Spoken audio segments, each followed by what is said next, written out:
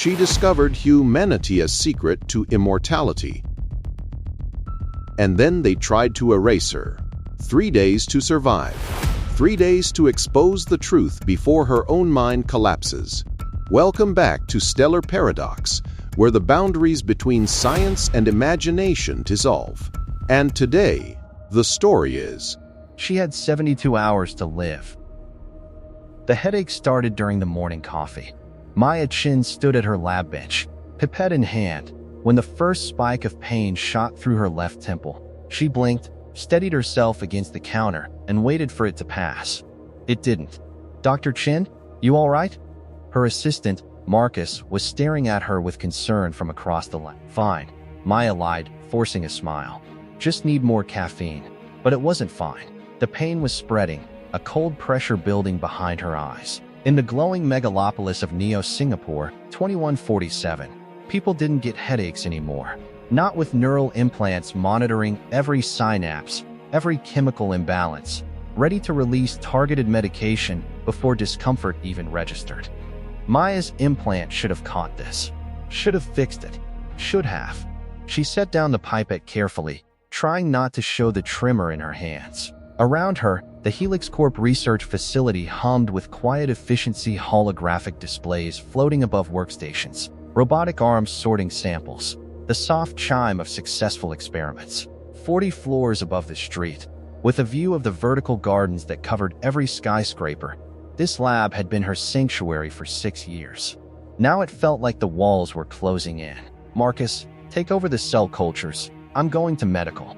"Sure thing." Dr. C. Maya walked toward the elevator, each step measured. She'd helped design these neural implants as a grad student, worked on the very algorithms that kept Neo Singapore's 8 million citizens healthy, connected, optimized. Life expectancy had shot past 150 years.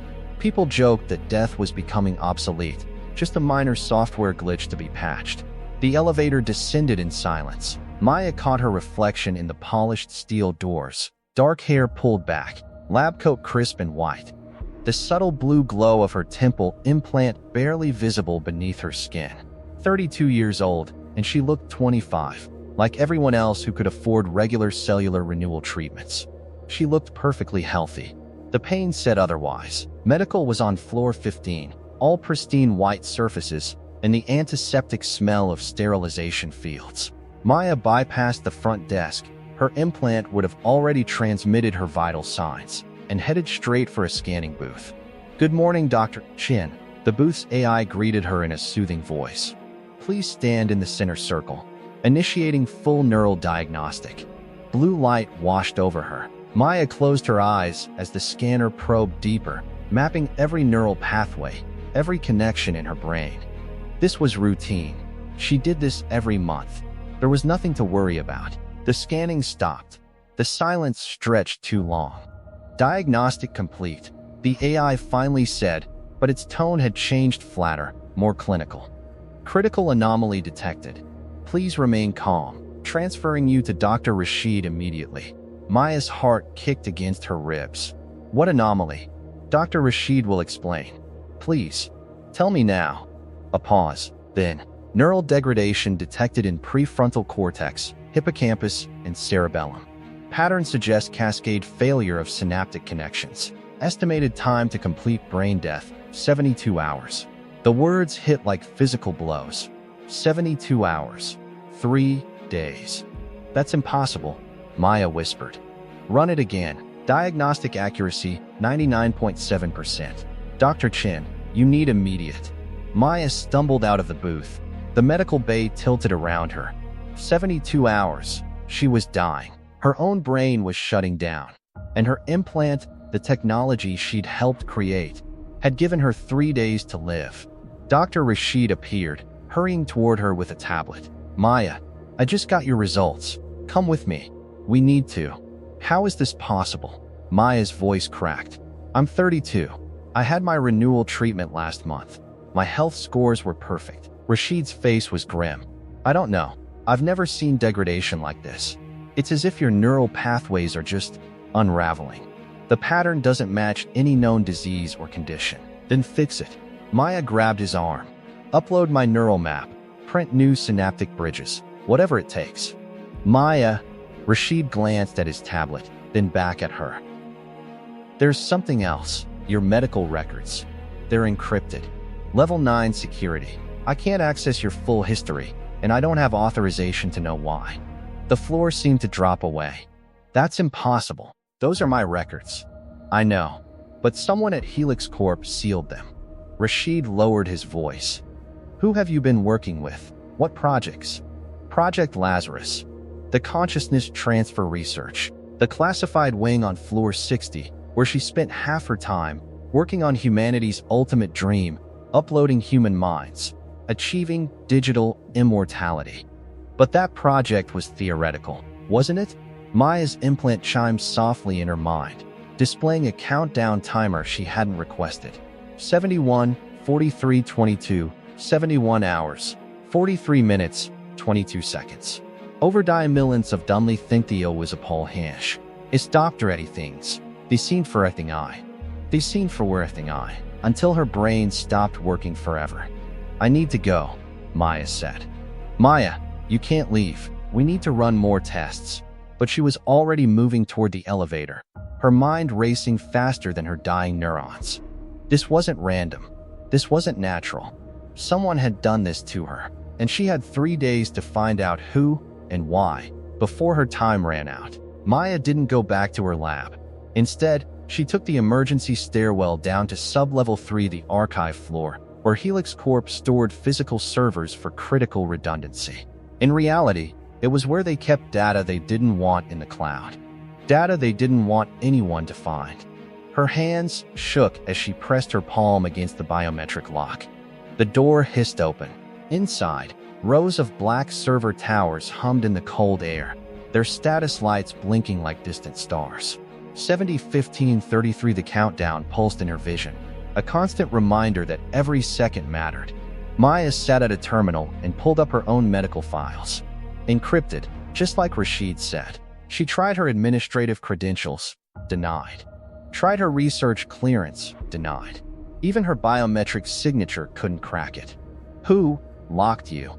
She muttered, fingers flying across the holographic keyboard. She changed tactics, searching instead for Project Lazarus files. If someone had sealed her records, maybe they'd left traces in the project database. Maya pulled up personnel records, research logs, experiment results, and froze. There, buried in archived incident reports, 6 deaths. All Helix Corp employees. All within the last 8 months. Her chest tightened. Maya opened the first file. Dr. James Park, 41, senior neural engineer. Sudden neural degradation. Time from diagnosis to death, 72 hours. Cause, unknown. The second file, Dr. Sophia Mendez, 38, consciousness mapping specialist. Neural degradation. 72 hours. Cause, unknown. 3 more names. Same pattern. All worked on Lazarus. All dead within exactly 3 days of diagnosis. Maya's breath came faster. 6 scientists, all killed the same way she was being killed right now. She pulled up their work assignments. Park had been developing the neural bridge technology. Mendez mapped consciousness patterns. The others, Chen, Liu, Okonkwo, Zhang each, specialized in different aspects of transferring human minds into digital substrates. They'd been the core team, the ones who would have known if Project Lazarus had actually succeeded. Maya's fingers hovered over the keyboard. If this was murder, it was the perfect crime. No poison, no weapon, no physical evidence. Just a digital command sent through neural implants, unraveling brains from the inside. Clean. Untraceable. Dead. Unless you knew where to look. She needed help. Real help. Someone who could crack encryption that even she couldn't break. Someone who lived outside the system. Maya pulled out her personal tablet, the one without a Helix Corp connection, and scrolled through her contacts. Most were colleagues, friends from the lab, people embedded in the same corporate world that was now trying to kill her. Except one. Zion Okafor. She hadn't spoken to him in 3 years, not since their relationship had ended badly, when he'd called her a corporate sellout and she'd called him a paranoid conspiracy theorist. He dropped out of the tech world entirely, disappearing into Neo-Singapore's underground hacker scene. Maya stared at his name. Zane had always believed that neural implants were leashes, that Helix Corp and companies like it were controlling people through their own brains. She laughed at him then. She wasn't laughing now. Before she could second-guess herself, Maya typed, "I need your help. It's life or death. Mine." She hit send. The reply came 30 seconds later. Maya Chen asking Emmy for help? Did hell freeze over? Despite everything, she almost smiled. "I'm serious, Zane. Someone is killing me through my implant. I have 70 hours left." Longer pause this time. Then, the Lotus Garden. 1 hour. "Come alone. If you're being tracked, don't come at all." Maya erased the messages and pocketed the tablet. She copied the 6 death files onto an isolated drive, then wiped her access logs. If someone was monitoring her, they'd know she'd been here, but not what she'd found. 69:52:17. The elevator ride up felt like swimming through molasses. Maya stepped out onto the main floor, trying to look normal, just another researcher heading out for lunch. Her ID badge blinked green as she passed through security. Outside, Neo-Singapore's afternoon sun reflected off 1,000 glass towers. Flying taxis zipped between buildings. Holographic advertisements danced in the air, promising eternal youth, perfect health, upgraded consciousness. Lies. All lies. Maya flagged down a taxi and gave the driver an address 3 blocks from the Lotus Garden. No point making this easy for anyone tracking her. As the taxi lifted off, she looked back at the Helix Corp tower, a sleek monolith of steel and ambition, home to humanity's greatest technological achievements. And apparently, the perfect murder weapon. Her implant chimed softly.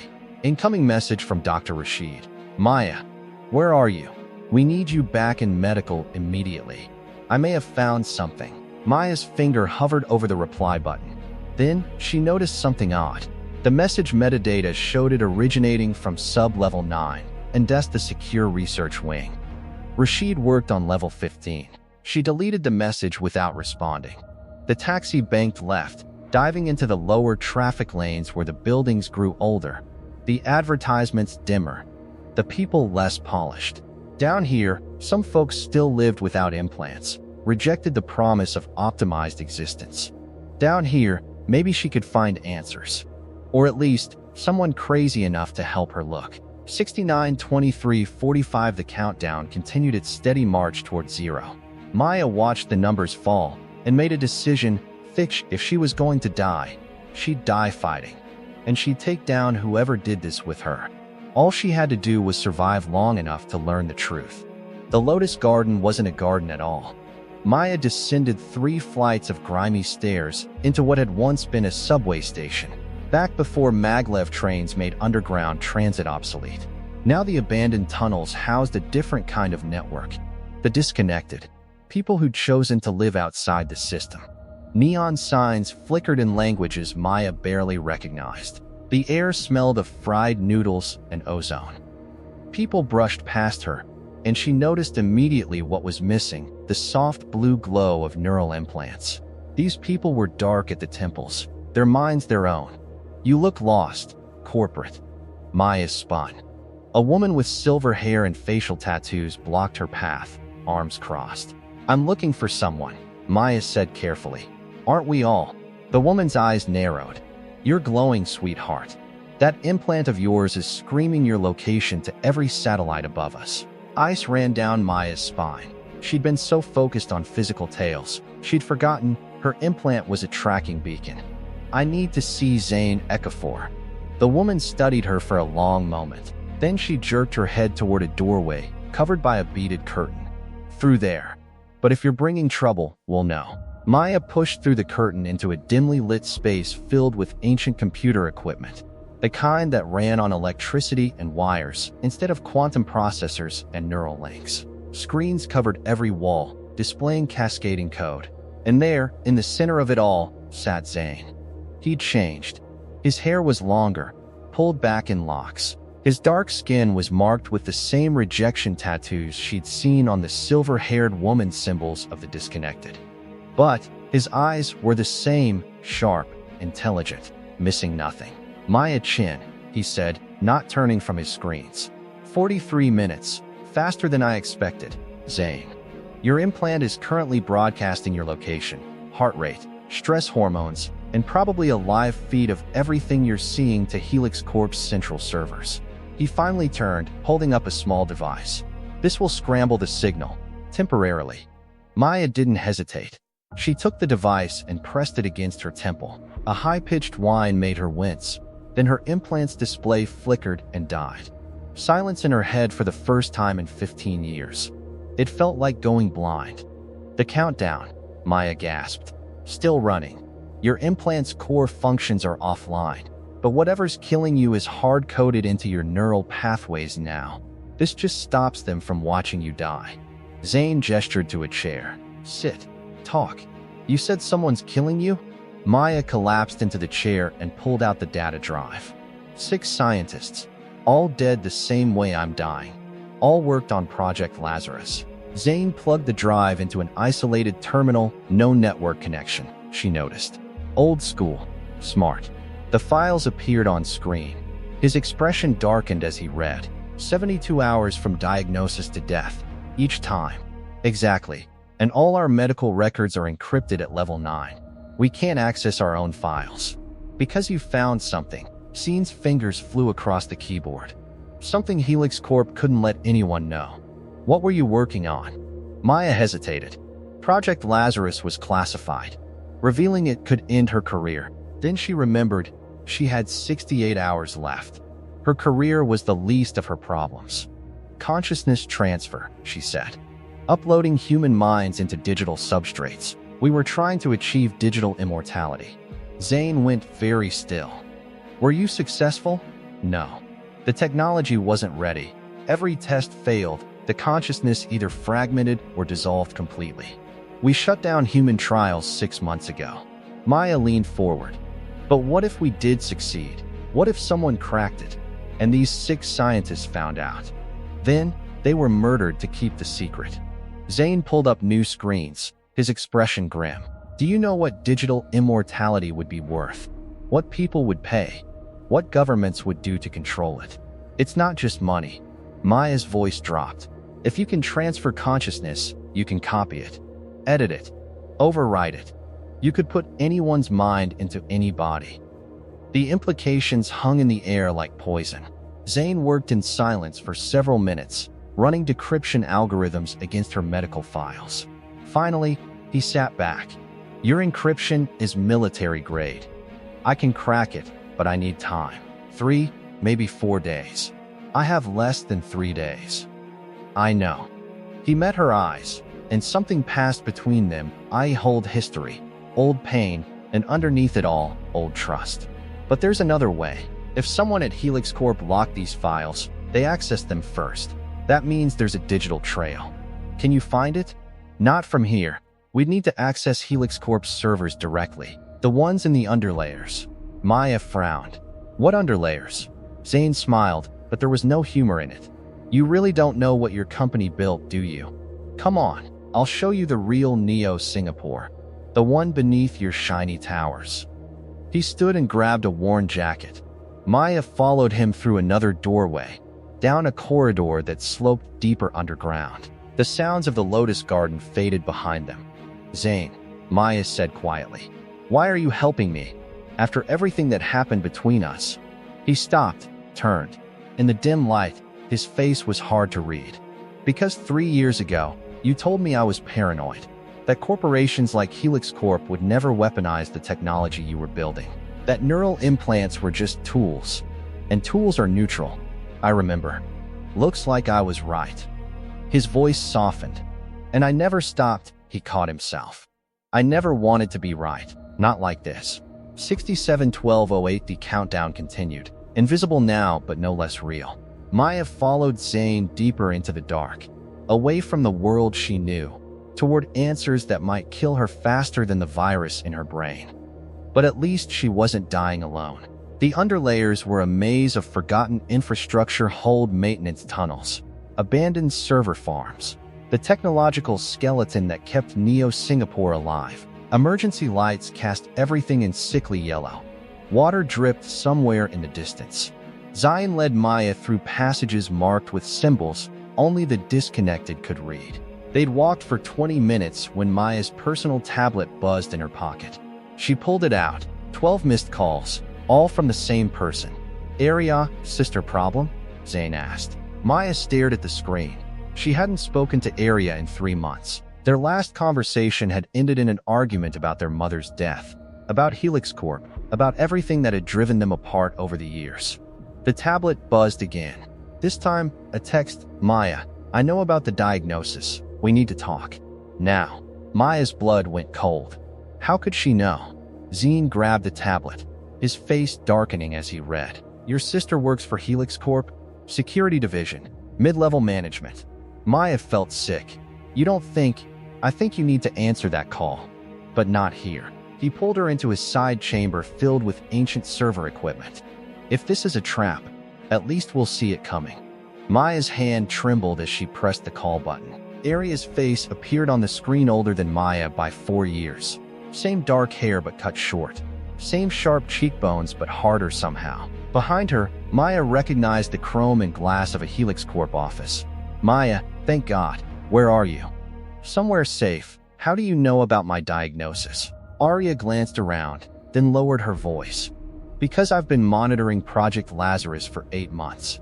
Ever since I found Mom's name in the classified files." The world tilted. "What? Mom didn't die of heart failure, Maya." That was the cover story.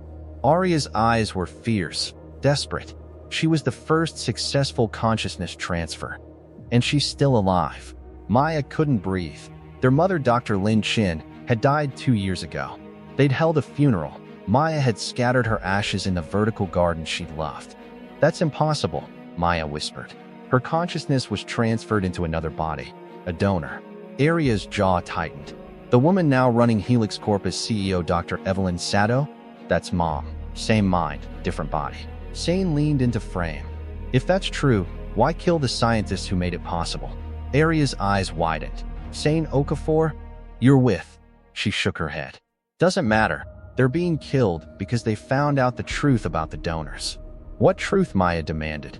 "The donors aren't volunteers, Maya. Helix Corp is harvesting them. Taking people, mostly from the lower levels, people without resources or connections, and wiping their minds. Erasing entire human beings to make room for the rich and powerful who want to live forever." The words hit like physical blows. Maya thought of all the research she'd done, all the ethical frameworks she'd helped design. Voluntary transfer, informed consent, no human trials until the technology was perfect. All lies. The 6 scientists discovered it, Aria continued. They were going to expose the program. So they were eliminated. And now you're on the list because I'm close to figuring it out too, Maya finished. I've been trying to gather evidence from inside, trying to find a way to stop this without getting killed myself. But I need your help. Aria leaned closer to the camera. I need your access codes to the Lazarus servers. With those, I can pull the full donor database, prove what they're doing. How do we know you're telling the truth? Zane interrupted. You could be setting her up. Because Mom, or whoever she is now, just authorized a mass harvest. 300 people are scheduled to be wiped next week. 300 consciousnesses erased to make room for Helix Corp's clients. Aria's voice cracked. And I can't stop it alone.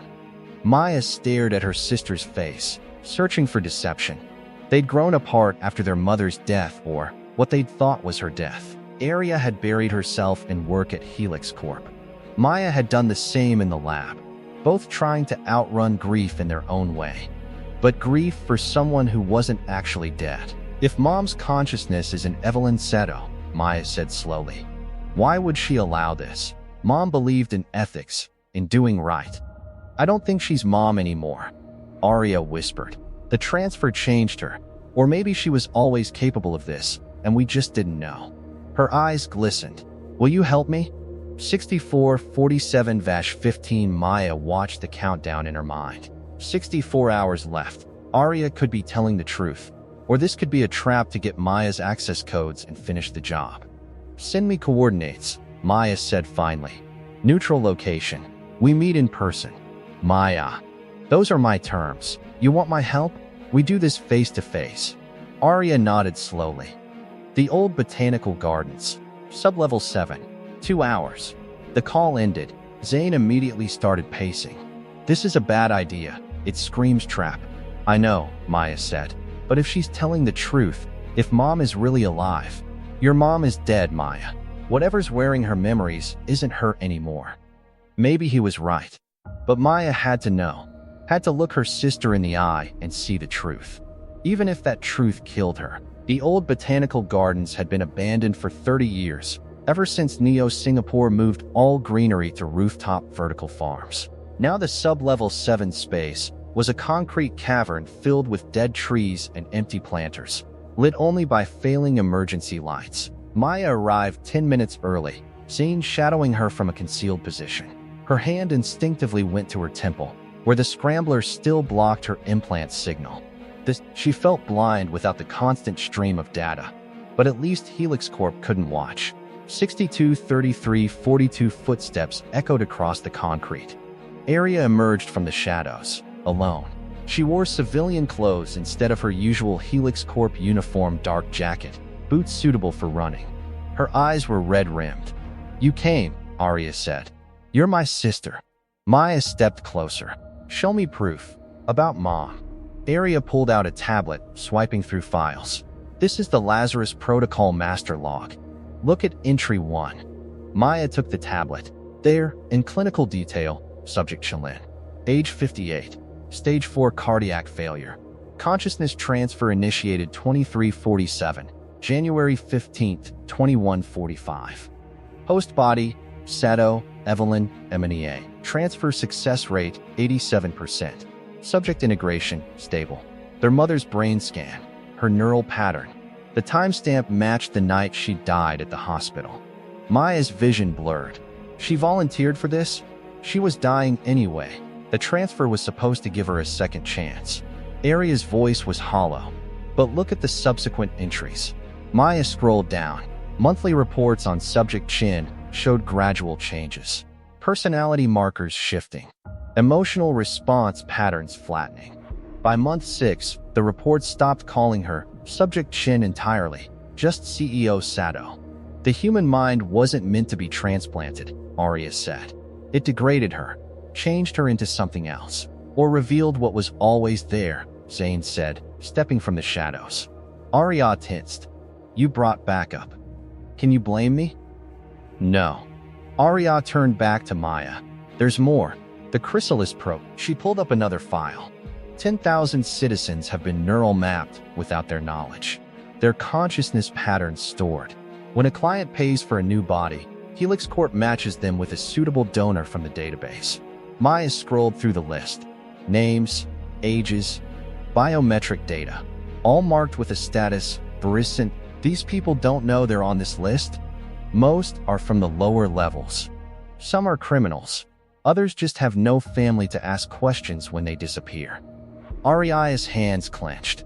The first harvest is in 6 days, but I can stop it if I can access the core AI. It controls all the neural wipe commands. With your access codes, I can shut it down. Maya looked at her sister, at the desperation in her eyes, the exhaustion, the guilt. This was real. Arya wasn't lying. The core AI is in the Black Wing, Maya said. Floor 60. Highest security in the building. I know. That's why I need both of you. Arya looked between them. Maya has the scientific access. I have security override. And Zine, she glanced at him. You can bypass the digital safeguards. You want to break into Helix Corp? Zane's voice was flat. That's suicide. I've been planning this for months. I know the guard rotations, the security gaps. There's a 4-minute window during the overnight server backup when the biometric scanners reset. Arya pulled up a blueprint.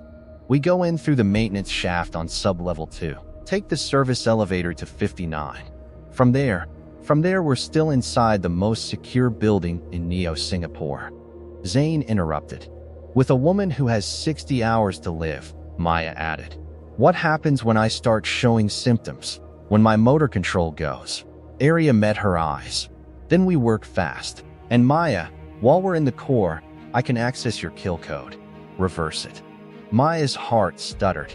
You can cure me? The core AI sent the virus to your implant. Only the core can remove it, but I'll need physical access to the server room. No remote connection. Aria's voice softened. I can save you, Maya. But only if we do this together. 62 hours. If Aria was telling the truth, Maya could survive. Could expose Helix Corp. Could save 300 people from having their minds erased. If Aria was lying, this would put Maya directly into enemy hands. One Maya asked. Tonight. The backup window starts at 2:00 a.m. That gives us... Aria checked her watch. 7 hours to prepare. Zane stepped forward. I have conditions. We bring our own equipment. No Helix Corp tech. And if this smells like a trap at any point, we abort. Agreed. Maya looked between them, her sister, and her ex-lover. Two people from different parts of her life, now united in a desperate plan. She thought of the 6 dead scientists, the 10,000 people marked for harvest. Her mother, transformed into something unrecognizable. We'll need a way out, Maya said. After we expose this, Helix Corp will send everything they have after us. Aria smiled grimly. Leave that to me. Just get me into that server room. They spent the next 6 hours planning, mapping routes, timing sequences, preparing for every contingency. Zane pulled equipment from hidden caches across the underlayers. Aria provided security codes and guard schedules. And Maya prepared for the possibility that in 61 hours, she'd either be free or dead. At 1:30 a.m., 3 figures emerged from the underlayers and headed toward the gleaming Helix Corp tower. The heist was on.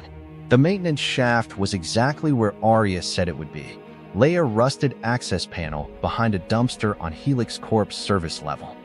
Zane cracked the lock in 15 seconds. They descended in silence, headlamps cutting through the dark. 48:22:17 Maya's countdown ticked away. She'd started feeling it now, a slight delay between thought and movement, like her brain was buffering. Not enough for anyone else to notice. But she knew. Time was running out. They reached sub-level 2. Aria checked her watch. Backup starts in 90 seconds. Move. The service elevator was hidden behind a false wall. Aria's security card granted them access. The elevator rose in agonizing silence, bypassing all the floors where Maya had worked for 6 years, oblivious to what was happening in the levels above. 59th floor. The doors opened to a dimly lit corridor. No guards, they were all on 60, protecting the Black Wing itself. Biometric scanner resets in 3, 2, 1, now. They ran. Aria led them through a maze of corridors to a secondary stairwell. Up one flight, through a door marked authorized personnel only, and into the Black Wing. The core AI server room stretched before them, a cathedral of technology. Towers of quantum processors humming with barely contained power. Holographic displays floated in the air, showing real-time data from every neural implant in Neo-Singapore. 8 million minds, all connected, all monitored, all controlled. There, Aria pointed to a central terminal. That's the core interface. Maya, I need your access codes. Maya approached the terminal, her fingers trembling slightly. She entered her credentials, then pressed her palm to the biometric scanner. The screen flashed green. Elizarus Protocol Full Access granted. Zane, watch the door, Aria said, moving to Maya's side. This will take a few minutes. But Maya was already scrolling through files, her scientist's mind unable to resist. The Chrysalis program database opened before her 10,000 neural maps, ready to be erased and overwritten. She saw the harvest schedule, 300 people, selected for termination in 5 days. Then she found something else. Aria, what is Project Reflection? Her sister's fingers froze on the keyboard. Don't look at that. But Maya was already opening the file. And there, in clinical detail, Project Reflection, secondary consciousness backup of CEO Sato. Purpose, insurance against primary degradation. Status, active. Location, distributed network across 47 server locations. Maya's blood went cold. Mom backed herself up. She copied her consciousness across multiple servers.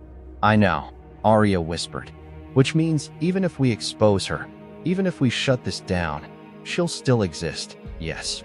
Arya's voice was hollow. She's not just in one body anymore, Maya. She's in the network itself. Immortal. Unkillable. A voice echoed through the server room, smooth and familiar. Not quite immortal, darling, but close enough. The holographic displays flickered. A figure materialized, Dr. Evelyn Sato, CEO of Helix Corp. Tall, elegant, in her 50s. But her eyes, Maya saw it now. The way she tilted her head, the slight smile. Their mother's mannerisms, trapped in a stranger's face. Hello, Maya. Arya. Sato's image walked closer, seemingly solid. I've been waiting for you. This was a trap, Zane hissed from the doorway. No, Sato said. This was inevitable. The moment you started investigating Maya, I knew you'd end up here.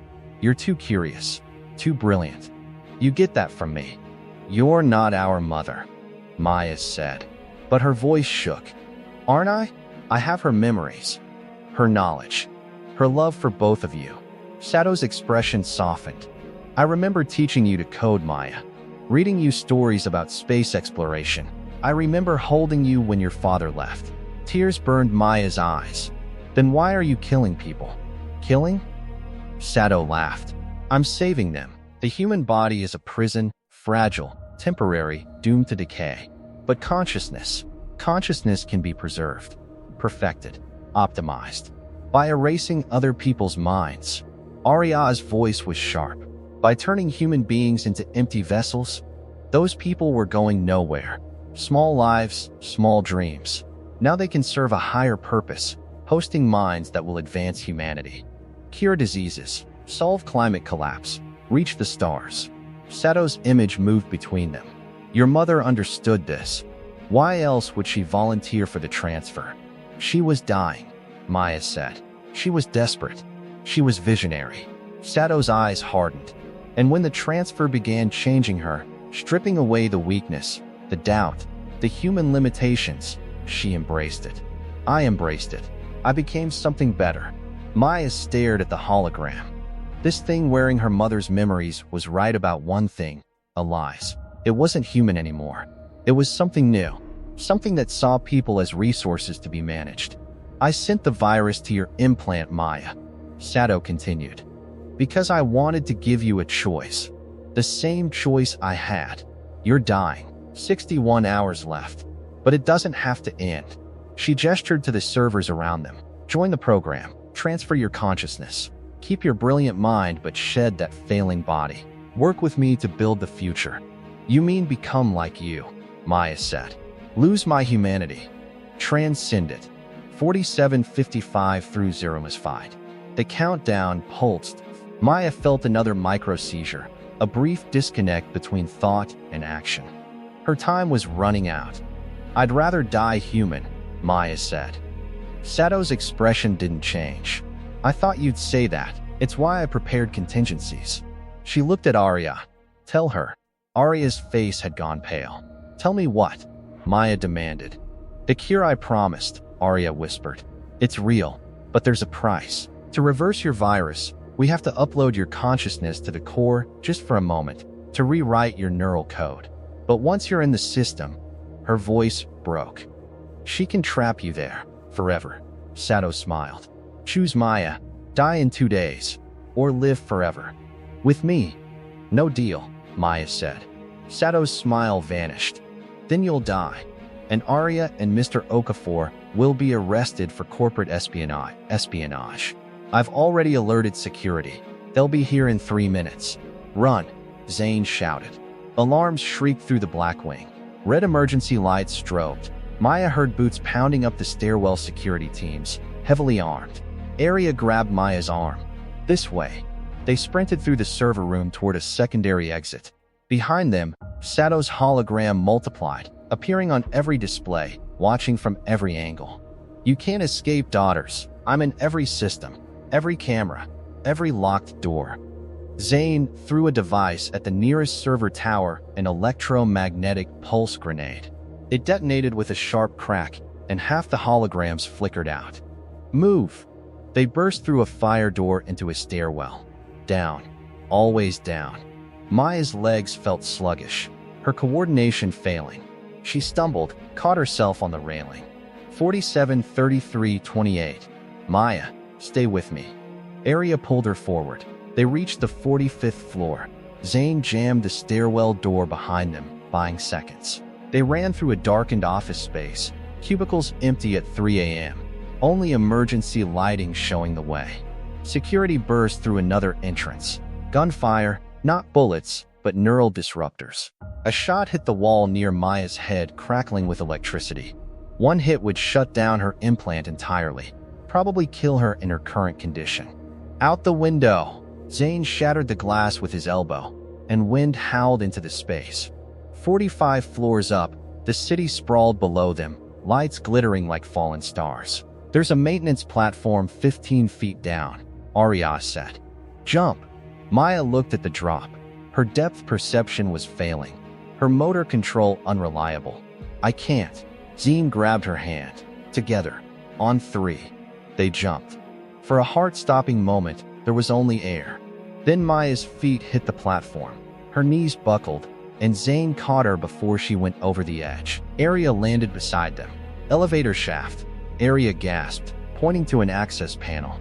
It's our only chance. They pried open the panel and climbed into the darkness of the shaft. Emergency rungs led down into shadow. Maya's hands were shaking so badly she could barely grip the ladder.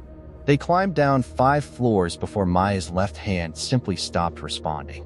She fell. Zane caught her with one arm, his other hand locked on a rung. The strain made him cry out, but he held. I've got you. Arya helped pull Maya onto a maintenance ledge. In the dim light, Maya saw the terror in her sister's face. I can't keep going, Maya whispered. The words felt thick in her mouth. Speech centers degrading now. Leave me. Shut up, Zane said fiercely. They made it to ground level and out into the service tunnels.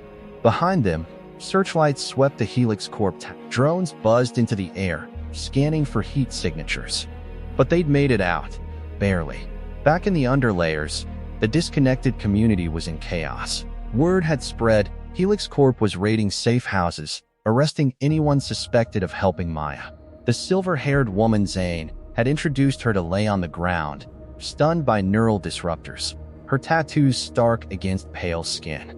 They found us, someone sobbed. They know everything. Maya sank against the wall, her body barely responding to commands. She watched Zane try to coordinate an evacuation, saw the fear in the disconnected's eyes. These people had helped her, and now they were paying the price. Her personal tablet buzzed. A message from Dr. Rashid Zain Okafor found dead. Suicide, official report says. I'm sorry, Maya.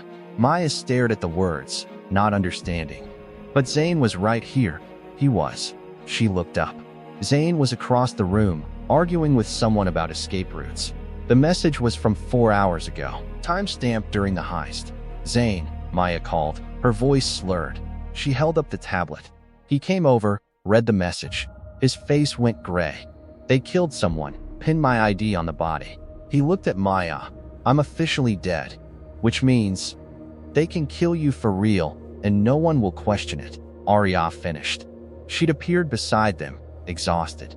We failed. We got nothing from the core. You're still dying, and now we're all fugitives. Maya tried to speak, but another micro-seizure hit. Her vision doubled, then tripled. When it cleared, Zayn was holding her up. How long? He asked quietly. Maya checked the countdown with her mind. 38, 15, 44, 38 hours, she managed. The tablet buzzed again.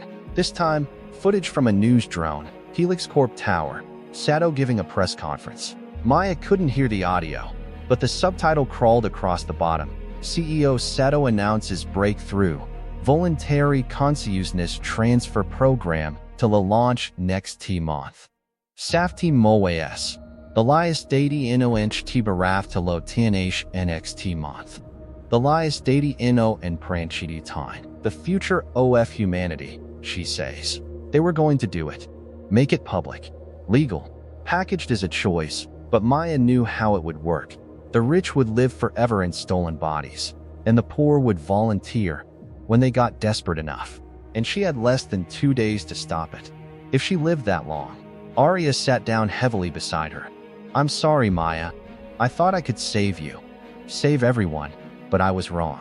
Maya looked at her sister, then at Zane. Both of them had risked everything, lost everything. Because of her. There has to be another way, Maya whispered, but she didn't believe it. Sometimes the hero doesn't win. Sometimes you just run out of time. 38 to 11, the numbers fell like tears. Maya woke to the sound of crying.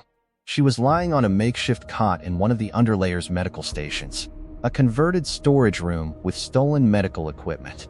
Arya sat in the corner, face in her hands, shoulders shaking with silent sobs. 24, 47, 33, 1 day left. Maya's body felt distant now, like she was piloting it remotely through a failing connection. She tried to sit up, managed it on the third attempt. Arya? Her sister looked up, eyes red and swollen. I thought you were asleep. You should rest. No more rest. Maya's words came slowly, carefully. Each sentence required concentration. We need to talk. Arya wiped her face. There's nothing left to talk about. We failed. Helix Corp is going public with the program. You're dying. And I? Her voice cracked. I can't save you. Then I'll save myself. How? Maya, you can barely walk. Maya pulled out her personal tablet with shaking hands. During the heist, she'd copied one file before the alarms went off. She'd been too focused on escaping to look at it until now. Project Morpheus, Distributed Consciousness Protocol, she read quickly. Her scientist's mind, still sharp, even as her body failed. Morpheus was Sato's backup plan, the technology that let her exist across multiple servers simultaneously. But the file contained something else: the source code, the architecture, the vulnerabilities. What if I don't fight her in the physical world? Maya said. What if I fight her where she lives? In the network? Arya leaned forward. Maya, that's suicide. The moment you upload your consciousness, she'll trap you. Not if I don't upload all of me. Maya's hands flew across the tablet, adrenaline overriding her failing motor control. Morpheus splits consciousness across multiple nodes. What if I do a partial upload? Keep half my mind in my body, send half into the network. That's insane. No one's ever tried split consciousness. Quote, Sato did. That's how she exists in both the body and the servers. Maya pulled up the technical specifications. If I can get into the core AI while split, I can rewrite my kill code from inside. Save myself. And while I'm in there, she met Arya's eyes. I can free the trapped consciousness fragments, including Mom's. Arya went very still. Mom's still in there? According to this, every consciousness Sato has ever absorbed or copied leaves fragments behind. She's not one person anymore. She's a collection of minds, all fighting for control. Maya's voice gained strength. We can't beat her from outside. But from inside, I can tear her apart. And if you can't pull yourself back out, then I die in the network instead of in my body. At least this way, I die fighting. The door opened. Zane entered carrying coffee and ration packs, freezing when he saw Maya awake. You should be resting. No time. Maya stood, her legs wobbling but holding. I need you to build me a split consciousness rig, something that can keep my body alive while half my mind uploads to the Helix Corp network. That's impossible. You're the best hacker in Neo Singapore. If anyone can do it, it's you. Zane set down the coffee. Even if I could build it, you'd need a direct connection to their core AI, which is in the Black Wing, where we barely escaped with our lives. I'm not going back to the Black Wing. Maya pulled up a different schematic. The core AI has remote access nodes throughout the city. Emergency backups in case the main server fails. There's one in the old hospital where she caught herself. Where Mom's body died. Sub-level 4. It's abandoned but still connected. Arya was shaking her head. The security on those nodes will be lighter than the Black Wing, and they won't expect us to hit the same place twice. Maya looked between them. I know it's crazy. I know the odds. But in 24 hours, I'm dead anyway. This is my only chance. Silence filled the room. Somewhere in the underlayers, people were packing up, fleeing before Helix Corp's raids found them. The community that had sheltered Maya was dissolving, because she'd brought death to their door. If we do this, Zane said slowly, and you get trapped in the network, end quote. I won't be able to pull you out. End quote. You understand that? Understand the or sent o film with scything and way out. Unlie out. You understand that? You'll be alone in there with her. I know. And if the split fails, if the process goes wrong, you could fragment completely. Lose everything that makes you you. I know. He studied her face for a long moment. Then, I'll need 4 hours to build the rig, and I'll need parts from the old tech markets. I'll get the parts, Arya said, standing. You work on the design. She looked at Maya.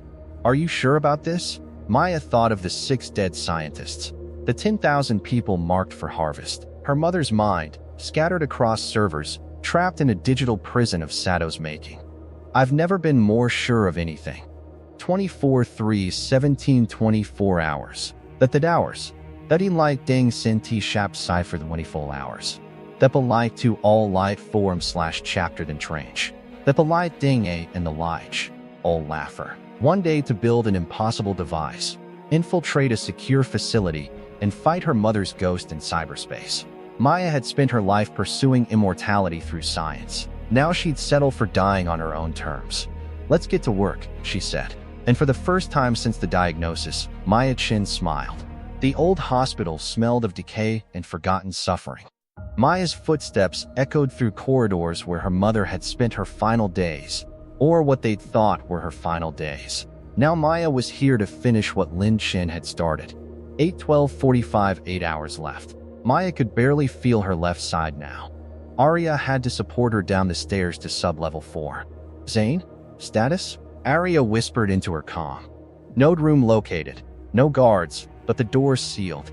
Give me 2 minutes. His voice crackled through their earpieces. Maya leaned against the wall, conserving energy. The split consciousness rig was strapped to her back, a jury-rigged device built from neural interface hardware, quantum processors stolen from the tech markets, and Zion's desperate genius. It looked like it belonged in a museum, not inside someone's brain. This is going to work, Arya said, though her voice wavered. It has to. The sealed door hissed open. Sane appeared, gesturing them inside. The node room was smaller than the Black Wing's cathedral of servers, just a dozen towers arranged in a circle, their lights pulsing with data flow. But this was a direct line into Helix Corp's core AI, a doorway into Sato's digital kingdom. Sit here. Zine guided Maya to a chair in the center of the circle. His hands were steady as he connected the rig to the node's interface, but she saw fear in his eyes. Once I activate this, half your consciousness will upload into the network. You'll exist in 2 places at once, here and there. It's going to feel like being torn in half. How long can my body survive the split? 30 minutes, maybe 40 if we're lucky. After that, the strain will kill you. He cupped her face gently. Maya, you don't have to do this. Yes, I do. He nodded, then kissed her forehead. Come back to me. I'll try. Zane activated the rig. Pain exploded through Maya's skull, not physical pain, but something deeper, more fundamental. She felt herself stretching, splitting, becoming 2. Her body remained in the chair, Arya's hand gripping hers, but another part of her was falling into light. Maya opened eyes she didn't have, and found herself standing in a vast digital space. Not empty, it was crowded with data streams that flowed like rivers of light, information architectures that rose like crystalline buildings, pathways of pure logic branching in impossible directions. The network. She was inside Helix Corp's network. YOU came. The voice was everywhere and nowhere. Sato materialized before her, not as a hologram but as something more real here than in the physical world. She looked younger, perfect, her form shifting and flowing like water. I came to stop you, Maya said. Her voice echoed strangely in this place. You came to die. Sato gestured, and the digital landscape transformed. Maya saw thousands of lights, consciousness fragments, trapped and cataloged like butterflies pinned to a board. Iverion wuho chillinged emi insup here. Absorbed. Optimized. Made you seeful. Where's my mother? The real Lin Chen? Sato's expression flickered a moment of something almost human. She's here. We're all here. The landscape shifted again. Maya found herself in a memory. their old apartment, sunlight streaming through windows. Her mother stood at the stove, making dumplings. Younger, healthier, before the sickness. "Maya," her mother said, but her voice was wrong, layered with static, fragmented. "You shouldn't have come." "Mom? She's not your mother anymore," Sato said, stepping into the memory. "She's part of me. They all are. And soon, you will be too." The digital world convulsed. Firewalls erupted around Maya like prison walls. Attack programs manifested as geometric shapes with razor edges, slicing toward her. But Maya was a neuroscientist. She'd helped design these systems. She knew their architecture, their weaknesses. She thought, and her will became code. The firewalls shattered. The attack programs dissolved. "Impressive feat," Sato said. "But Eeyore fighting with half a mint. Eeyore already dying." It was true. Maya felt herself fragmenting, her consciousness struggling to exist in two places at once. In the physical world, her body was seizing. She heard Arya screaming for Zane to do something. Anything. 7:45:22, less than 8 hours left, and she was running out of time even faster than expected. But Maya pushed deeper into the network, following the connections, the pathways of stolen consciousness. She found them thousands of minds, trapped and harvested. Some were recent, still fighting. Others had degraded to mere echoes. And there, at the center, she found her mother. Not the thing wearing her memories, but the core of Lin Chen, her love, her fear, her humanity. The parts Sato had tried to delete because they made her weak. "Baby girl," her mother whispered, "you have to let me go. I can save you. I'm already gone. But you can save them." Her mother's consciousness gestured to the trapped thousands. "The release code is in my memory. Project Lazarus, final entry. Use it." Maya accessed the memory, and there it was. A kill switch Sato didn't know existed, buried in the original code. Lin Chen had built a failsafe before she died. One command to free every trapped consciousness. But activating it would destabilize the entire network.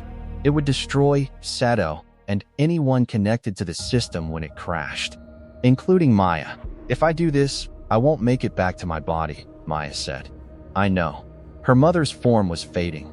"Be brave, my daughter. Be human." Sato realized what Maya had found. No, the digital world erupted in chaos. Sato threw everything at Maya attack programs. Corrupted data streams. The raw processing power of Helix Corp's quantum servers. But Maya had already made her choice. She activated the release code. Execute Eliasirus_failsafe.protocol, the network screamed. Thousands of trapped consciousness fragments burst free, each one a blazing light. They crashed against Sato's distributed self like a tsunami against a shore. The CEO tried to hold them, absorb them, but there were too many. She was fragmenting, dissolving, her perfect digital form breaking apart. "This isn't over," Sato howled as she shattered. "I'll rebuild. I'll always rebuild." The network collapsed, and Maya felt herself being pulled in two directions at once, back to her dying body, and down into the digital void where Sato was dragging everything into oblivion. In the physical world, alarms shrieked. The node room's servers were overloading, sparking, threatening to explode. Maya! Zane was at the controls, desperately trying to pull her consciousness back. "Come on, fight! Come back to us!" Arya gripped her sister's hand. "Please, Maya, please." 6:33:17, somewhere between the physical and digital, Maya Chen hung suspended, choosing which direction to fall. Maya chose life. She pushed against the digital void, against Sato's collapsing network, against the seductive call of infinite data and eternal existence. She reached for something more precious, the messy, imperfect, temporary experience of being human. She reached for the hand holding hers. In the node room, Maya's body convulsed. Her eyes flew open, pupils blown wide, blood trickling from her nose. The neural rig sparked and smoked, circuits overloading. "Zane, the kill code," Arya shouted. "She's still infected. I can't access it. The core AI's completely offline." Zane frantically worked the controls. The servers around them were failing, catching fire. They had minutes before the whole room went up. Maya's lips moved. No sound came out, but Arya read them, Mom's code. What? The memory, Maya gasped, her voice barely human. Mom's final entry. Arya pulled out her tablet, accessing the files they'd stolen. She scrolled through Lin Chen's research logs and months of work, years of dreams. The final entry, dated the night she died. To whoever finds this, if Lazarus protocol fails, use emergency purge. Neural reset code, 7-7, Echo Chin 2145. For my daughters, choose life. Mom Zane, input this. Arya shouted the code. His fingers flew. The smoking rig flickered, then stabilized. New code flooded through Maya's neural implant, rewriting the virus, purging the kill command cell by cell. 5:47:12, the countdown stuttered. 5:47 verse 11 held. Ecoliad Sheptahars. He's fading 7:11 held. Error, termination protocol aborted, neural reset. Comply Maya screamed as feeling rushed back into her body, real feeling. Not the numb disconnect of dying synapses. Pain, yes, but also warmth. Arya's hand, the cold air, the acrid smell of burning electronics. She was alive. We need to move. Zane pulled the rig off Maya's back. This whole facility is going critical. They ran. Behind them, servers exploded in cascades of sparks. They burst out of the old hospital just as the sub-level collapsed, smoke billowing from the entrance. Maya collapsed on the street, gulping air. No countdown in her vision. No virus eating her brain. Just her whole, alive, human. Arya knelt beside her, tears streaming. You're okay. You're actually okay. Mom saved me, Maya whispered. She planned for this. Even at the end, she was trying to protect us. She was always protecting us, Arya said softly. Sirens wailed in the distance, but they weren't coming for Maya. They were converging on Helix Corp Tower. In the digital chaos of the network collapse, someone had uploaded everything. Every file, every crime, every harvested consciousness. Zane held up his tablet, grinning through exhaustion. Your mother wasn't the only one with failsafes. I piggybacked our evidence on the network collapse. It broadcasted to every news outlet, every government server, every independent journalist in the city. He showed them the headlines already flooding the feeds. Helix Corp CEO arrested. Illegal consciousness harvesting exposed. Thousands saved from. Chrysalis program. Mindwipe digital immortality program. Shut down pending investigation. Maya watched the news drones circling Helix Corp Tower like carrion birds. Security was leading people out in restraints. The board of directors, senior researchers, everyone complicit in Sato's vision. Is she really gone? Maya asked. Sato, the network collapse destroyed her distributed backups, Zane said. But the body, the physical Evelyn Sato, she's in custody. Whatever's left of her consciousness is trapped in there now. Just human, mortal. Just like the rest of us, Maya thought. 3 months later, the memorial garden was small but beautiful, tucked into a corner of Neo-Singapore's lower levels, where real trees still grew. Maya stood before a simple marker. Lin Chen, brilliant scientist. Loving Mother, she chose to save US. Arya stood beside her, their shoulders touching. Behind them, a diverse crowd had gathered, the disconnected who'd survived the raids, scientists whose work had been corrupted, families of the people who'd almost been harvested. And Zane, always Zane. She would have loved this, Arya said, gesturing to the garden. Something real, something growing. Maya nodded. They'd said goodbye to their mother twice now, once to her body, once to her consciousness. This time, it felt final, peaceful. Her hand went unconsciously to her temple. The implant was gone, surgically removed by her choice. The scar had healed to a thin white line. She was one of the disconnected now, living without the constant stream of data, without optimization and monitoring. It felt like freedom. The Foundation approved your proposal, Arya said. The Zane Okafor Institute for Digital Rights. First project, so establishing legal protections for consciousness. Making sure what happened with Lazarus can never happen again. It's a start, Maya said. Zane joined them, carrying flowers. The trial starts next week. They want you both to testify. We'll be there, Maya said.